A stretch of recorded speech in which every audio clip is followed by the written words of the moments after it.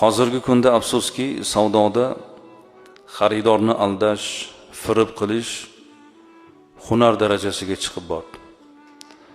Molni aybini berkitish, soxta molni asl mol deb sotish, falon so'mga olganman deb yolg'on gapirish. Shayton aytar ekan, agar men bandani bir narsaga yo'llay olsam, uni boshqa ibodatiga qaramayman der ekan.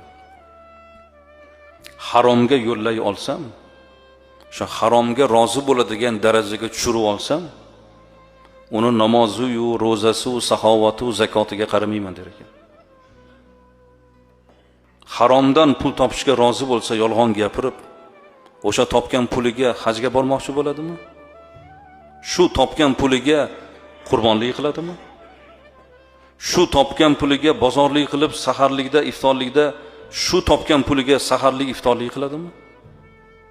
Shu topgan puliga nima ehson qiladimi? Yoki shu topgan puliga kiyim olib, egniga kiyim kiyib namoz o'qiydimi?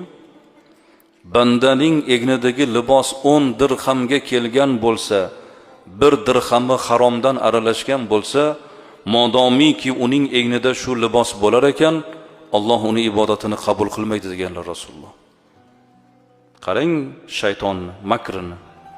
Agar men bandani haromga ko'ndira olsam,